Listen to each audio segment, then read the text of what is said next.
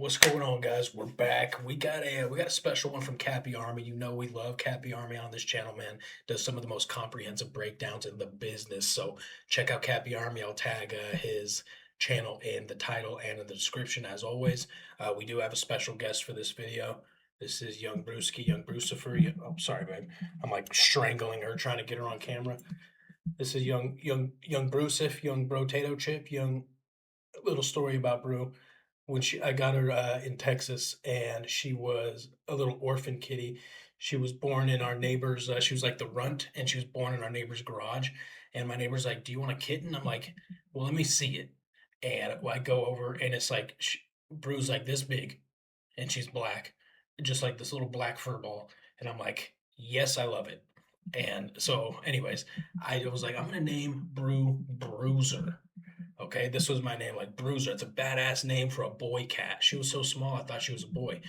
Anyways, she grew up a little bit, not much. She's still very small, but she grew up, and I noticed she didn't have the boy parts. So I changed it from Bruiser to Brew. That was a ridiculously long story that you didn't ask for, so you're welcome. Anyways, this is Cappy Army. Can Ukraine's last fortress city stop Russia? I did change the size of the mouse here, so that's cool. I wanted to show you guys this little clip of our dickhead neighbors last night launching. This is a view from my window, launching shaheeds into the village that I live in, which is normal. This is a nightly occurrence, but the ballistic missile that one was a little close. Check this out.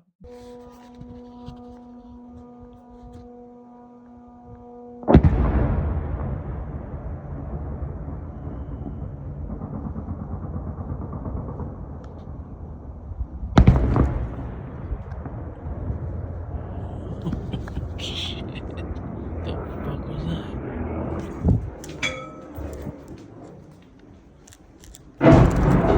Oh fuck.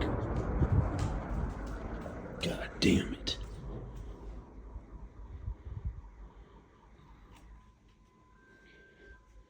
Alright. We are back. Let's check out this Cappy Army video, man. Again, hey, we are on the road to, we're almost at 40,000 subs, you guys. I think we're like 100 subs away from 40,000. Let's get there. Help me out. Like, share, subscribe. Let's go. A tiny 50-kilometer stretch of the front line in Ukraine has become central to the outcome of the entire war. This is Ukraine's fortress belt right here, and these four major cities make up a defensive line at Hold up. So the front line in Ukraine has become central to the outcome of the entire war. This is Ukraine's fortress belt right here, and This is exactly the location where I was operating.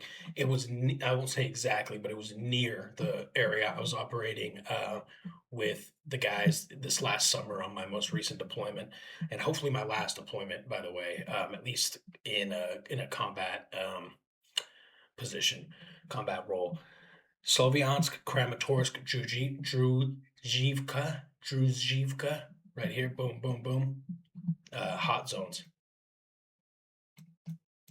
These four major cities make up a defensive line that together might be the only thing standing between a stalemate and a Russian breakthrough. Today, we're going to show why this defensive line was built here in the first place, how the terrain around it shapes the fighting, and whether or not it'll actually be able to hold the line.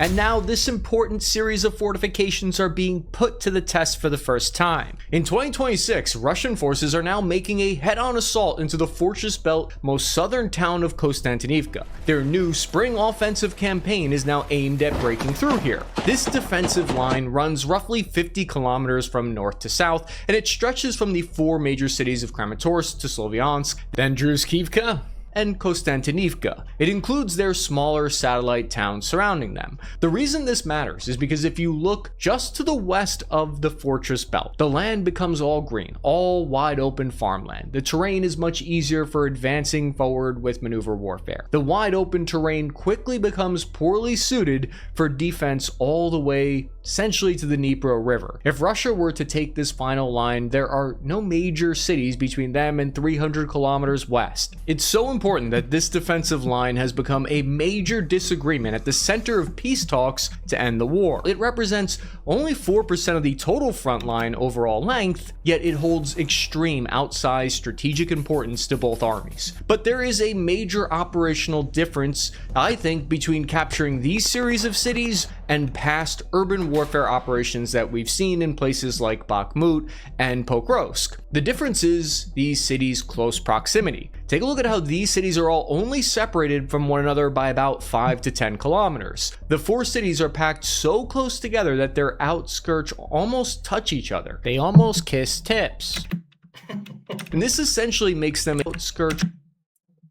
Let me explain kind of how it works as being deployed out here in one of these regions. So let's say, for example, you're stationed, if you will. Your unit is stationed out of Kramatorsk. So you'll have a safe house, most likely somewhere in the vicinity, right, where you and your team live.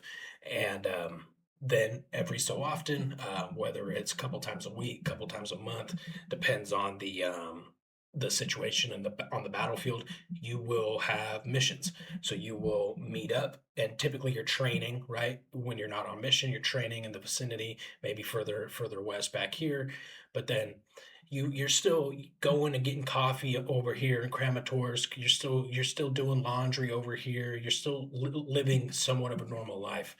And typically, right? This is an example. I'm not saying this is happening in Kramatorsk or Sloviansk anymore. I'm sure it was a while back, but these are pretty hot zones now. So, but this is how it would work. And then you'll get called, hey, we've got a mission.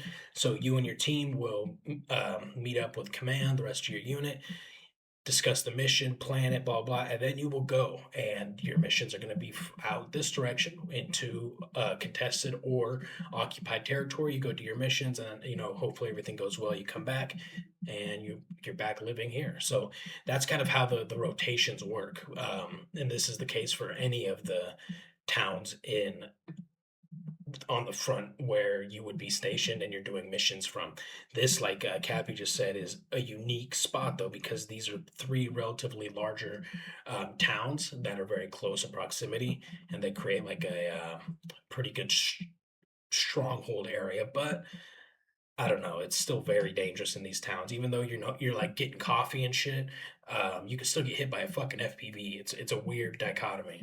Almost touch each other. They almost kiss tips. And this is maybe not an FPV, but like a Shaheed's. There are FPVs flying in there, but they're usually going after bigger shit than people drinking coffee. Essentially makes them a combined mega city. The reason they were built so close together in the first place in this unusual pattern is because pre-war each city had a job. Kramatorsk built massive machines, Sloviansk moved and processed materials and chemicals, and coal deposits found in the region made it one of the most heavily industrialized, concentrated areas in all of the former Soviet Union. It was where you went to seize the means of production. The 4 sister cities fueled the steel production further south. Then railroads and transportation networks were built through here that would later become vital to the war effort. The cities grew into this continuous urban industrial strip, and it can be easy to forget the very human reasons that shaped the battlefield that we discussed today. And what that means is Russian forces have to grind through a chain of cities stacked on top of each other with no real gaps for a 50-kilometer stretch. This section of the front line has a massive combined pre-war population of nearly 400,000 people. The fighting we're seeing in Konstantinivka is that Ukraine is trying to conduct localized counterattacks on the ground to retake lost positions before Russia can consolidate those gains, and this creates a kind of constant back and forth where the front line is continuously shifting right now and contested. But what we see is a kill zone that stretches 100 kilometers in each direction from the front line. Since assaults on Konstantinivka began, Russian commanders claim to have captured 50% of the city. And it's important when you're on the front line to make sure the enemy can't track you by using today's sponsor, Delete Me. I've been using Delete Me now for 6 months, and it's incredible the way that they've protected my personal information. You can imagine that I get all kinds of weird death threats because I cover sensitive wars and issues ranging from Iran to Ukraine. Delete Me removes my sensitive information information about me and my family to protect us. Now take a look at my results so far over the past 6 months. 107 data brokers have been reviewed, 2,256 listings reviewed, 10 data broker details removed.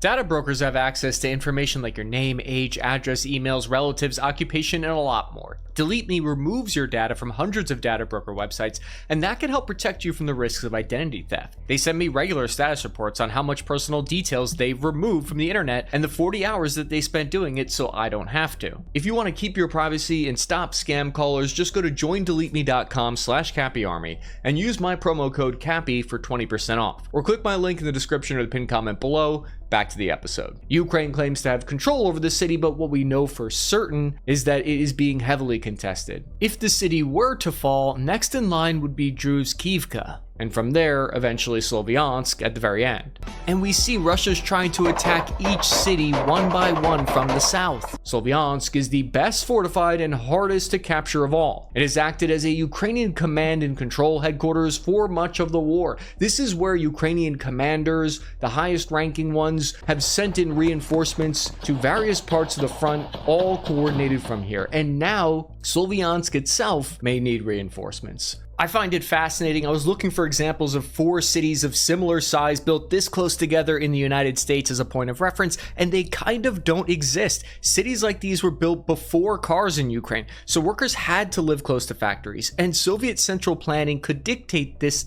close proximity. Moscow wants to bypass these cities because the previous years of the invasion have shown that each time there's an attempt to capture an urban city, it's the most costly mission to engage in. When we look at the fortress belt, it represents an urban area 5 times the size of the city of Bakhmut and 7 times the city of Pokrovsk, to give you some context. According to George Barros's work for the Institute for the Study of War, the Fortress Belt is now the cornerstone of the Ukrainian military's defensive strategy. This is because it has been fortified for more than a decade. The location of this line was chosen back in 2014, and it was put here based on 3 main unique factors that make it the most optimized spot: its geography, topography, and existing transportation features. The 3 aspects of war planning that TISM max. Look at how the H-20 highway runs through each city. It's vital for the fast transport of arms and supplies. There are also many side roads here that shoot off from the main highways east and west that allow for multiple routes of resupply. I remember when I drove through here when I was reporting from Ukraine, we had to take some of these multiple side routes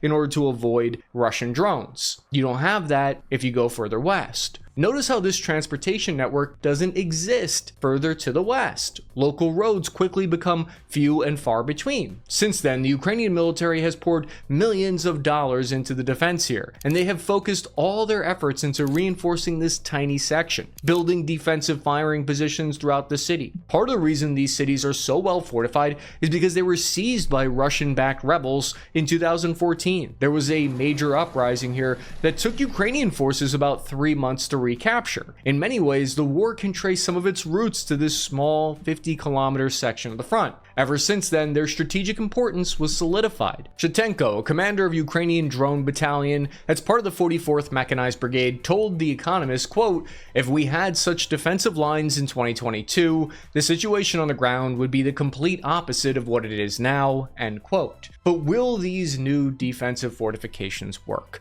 The furthest southern city of Konstantinivka is being directly assaulted for the first time now. This city stands in Russia's way to capture the rest of Donetsk and beyond, and it's a kind of test of the fortress belt theory. The first Russian infantry have infiltrated into this city, and Ukraine has managed to dislodge Russian soldiers from cities before in Kupiansk, but it is an extremely costly and difficult operation. Konstantinivka here had a pre-war population of about 70,000 people, slightly larger than Bakhmut, which took 9 months to seize in 2023. But comparisons like that to past cities can be flimsy, because the tactics that both armies use today have changed drastically since then. The New York Times spoke to Oleh Chavsov, a Ukrainian infantryman that was just defending here in Konstantinivka, and he was injured in both his legs, one of his shoulders, and his lungs. His unit radioed him to say that it was even too dangerous to send a medevac for him. So they sent a small ground robot vehicle that remotely picked him up and drove him back to base. But on the way, the robot hit a mine, but he still somehow survived the explosion and crawled to safety in a trench. The offensive use of ground combat robots by Ukraine has also increased in recent months along the fortress belt, because while these robots are sometimes difficult to use in capturing... Those of you who are diligent followers of this channel know that since even last year I was saying 2026 is going to be the year of ground robots, ground drones, UGVs, unmanned ground vehicles, and that I've only been proven right so far. There is so much more ground vehicle. There's just a lot more ground vehicles ground drones, excuse me, in the combat environment in the east and south and the north. But I guess my point is they're used for everything now. I don't know if you guys saw, but Zelensky recently came out and said that Ukraine has made the first assault and capture mission with using only drones. They used aerial drones. They used FPVs for taking out the soldiers in the trenches. They used ground vehicles with machine guns to take and radios on them to kill and take prisoners. So, I mean, it's pretty interesting. It's full-scale operations like that using only unmanned vehicles is obviously the ideal situation. It's where we want to get to 100%, but I still think we're not quite there. But with how fast the tech evolves here in wartime, we're probably a few months away from seeing a lot more of these types of operations, just purely drones. Territory, they're more useful in defensive operations like this. So robots piloted by Ukrainian soldiers were used in over 20,000 missions in the first 3 months of 2026. According to Ukrainian officers fighting here, the Russians are using a familiar strategy of creating a 10-mile deep cauldron around the city, and it partially surrounds Konstantinivka. They then strike the city with drones 24/7, and this leaves exhausted soldiers stranded here for weeks at a time without the ability to rotate in and out. Moscow recently made another strategic change at the top to aid in this attack against this specific part of the front line. So the Russian Ministry of Defense is no longer the ones responsible for issuing drones to just any unit across the front in a kind of, they were issuing out drones in a equal way, but now drones will be issued only to specialized troop units like Rubicon. This information is coming from a Russian mill blogger specifically. So the mill blogger claimed on April 13th that the distribution of drones is now being personally and exclusively overseen by one Russian commander. The translated post says that Commander Lieutenant Colonel Yuri Vaganov will personally oversee the distribution of these attack drones. The Russian mill blogger accused Vaganov of being corrupt and that the new rule will create a drone famine in most regular units. But on the other side of that, we have to consider that this more centralized distribution of attack drones means that the Kremlin can now prioritize attacking in just one small section of the front at the fortress belt, and they can focus fire there even if it means coming at the expense of some other units. The Institute for the Study of War pointed this out. So prioritizing all resources to one section of the front line is something that a top-down decision-making system can do more effectively, although I don't know if I trust some random Russian mill blogger chop dunk. One of the defining tactics that Russia's using in Konstantinivka is what's called the bite and hold tactic. Russian units will take a small section of ground, then fortify it immediately with some reinforcements, and once they've reached about a squad worth of troops at a rally point or a house, then they use that as a staging point for their next push. The other major changes since 2023 is Russia now deploys larger glide bombs and attack drones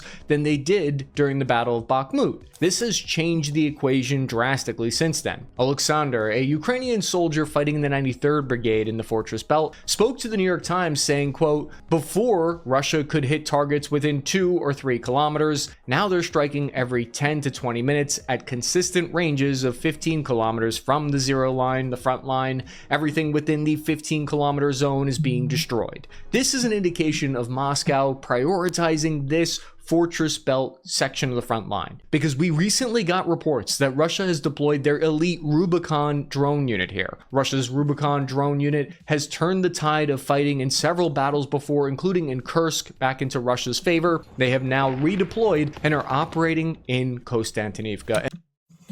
I've shared my stories with you guys, meeting Rubicon in the field, and Rubicon is the closest I ever got to dying in on a combat mission. They almost took my head off with a fucking drone, and they're extremely good pilots, and they're very well funded.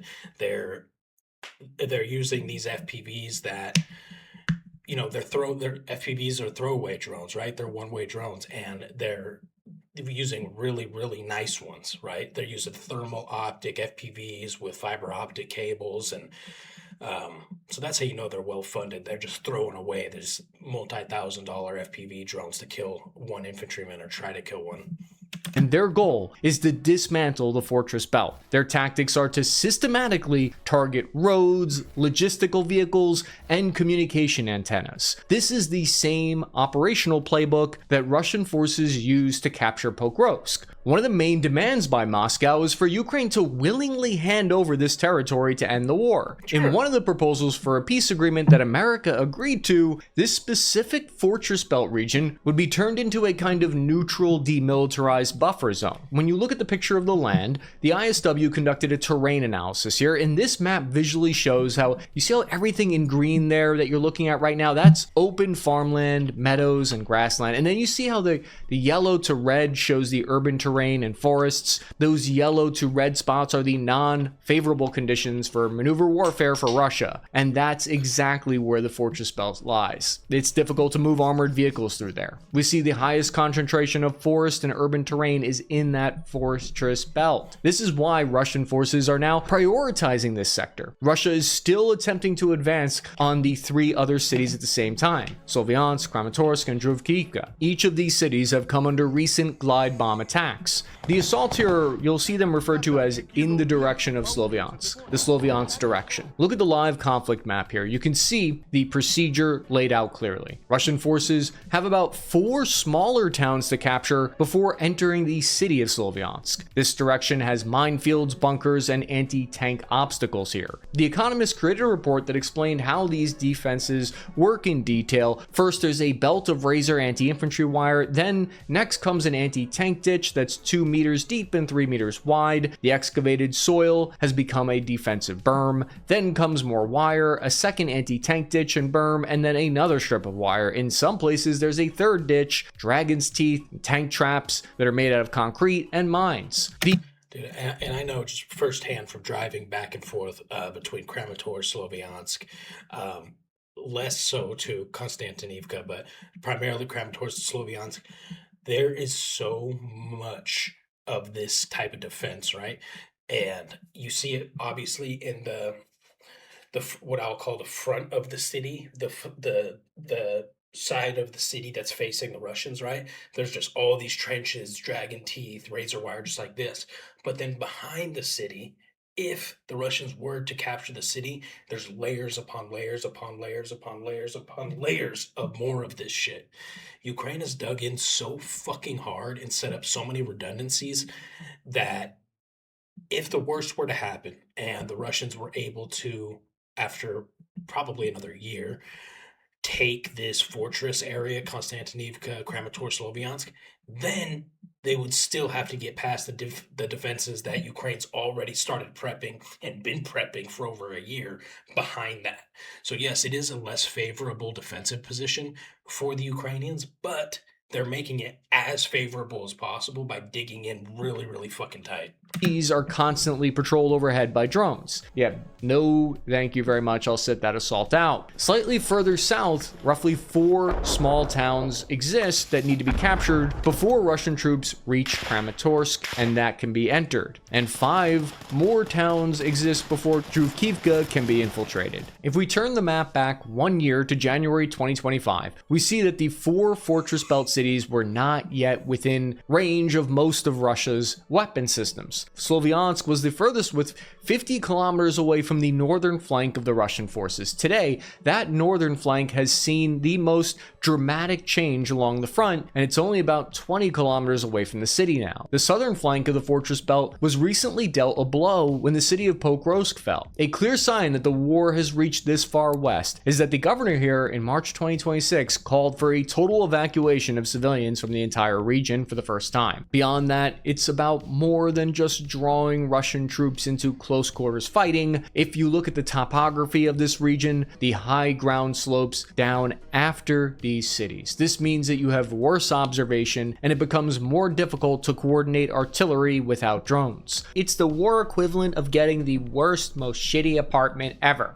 RUSI pointed out that the high ground is also advantageous for sending radio communications and attack drone signals. Eastern Ukraine has slopes that make defending here easier because the fortress belt sits on steeper elevation. If you look at the terrain west of here though, there's more shallow slopes according to ISW analysis. There is what's called the lowland region here. And the lowland region is marked by this blue line that's circling it here. George Barros of the ISW points out that the Dnipro lowland is a flat open steppe essentially. It's ideal for rapid movement of large mechanized forces. The terrain here offers limited natural cover. Historically, it's been ideal for armored warfare in the past. I mean, these sections of territory have been quickly moved through since all the way back to World War II. The fortress belt is the last natural barrier of obstacles in cities, protecting this vulnerable territory to the west. One of the best ways to see why this is a concern is by looking at the water here. If you look at the water features, the Oskil River right to the north forces Russian troops to head directly into the fortress belt's defenses. The Seversky Donets River makes flanking these cities incredibly difficult because crossing water gaps has been hard throughout the war. However, if we look to the west of these cities, there are significantly fewer water obstacles. This is because there are less major rivers and their tributaries. This means less spots where Ukrainian forces can organize defenses. The lack of water obstacles would grant Russian forces easier movement. Once Russian troops are on the west bank of the Seversky River, they are in a perfect position to push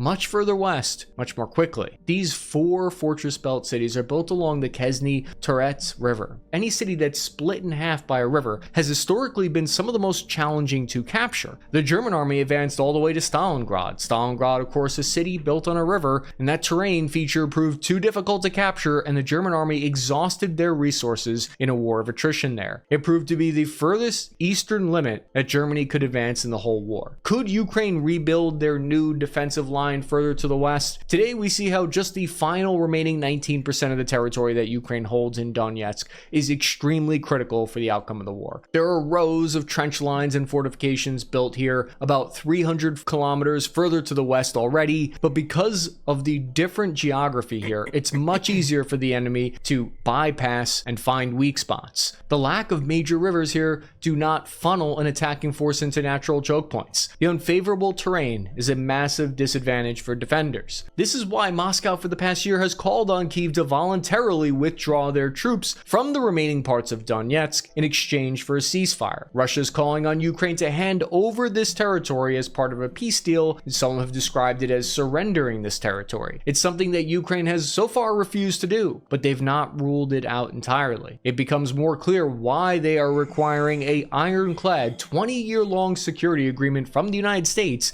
in exchange for such a move. Because if a ceasefire or a peace agreement were violated and the war somehow restarted, it would be restarting from a worse strategic position. Most Ukrainians believe giving this territory away would just allow Russia to circumvent Ukraine's defenses and continue the invasion at a later date. The war would be restarting without even having to destroy hundreds of pieces of Russian equipment that would be required to expend to capture this territory. The importance of this territory goes beyond tactical level advantages. It also forms part of Ukraine's main industrial region, so the future of the economic prospects of Ukraine will be tied closely to what happens here. There's a large deposit of valuable lithium located right under the fortress belt. Even though mining resources from here has been impossible recently, it will still be required later, 10 years later from now. Russia's stated war aims are to capture the entirety of the Donbas, Donetsk, and Luhansk region. This series of cities here would be one of the last hurdles in their way of that war goal. Analysts have assessed that if all outside conditions stay the same though, it'll likely take 1 to 2 years for Russia to capture the entire fortress belt if they're able to. Ukraine is hoping it'll be their Stalingrad moment that proves to be a bridge too far for Russia. Meanwhile, Russian forces are hoping that this will be their Battle of France moment, where one section of the front line has a catastrophic collapse followed by rapid exploitation across terrain. If you like this video, check out this playlist on Ukrainian video rundowns that we've done,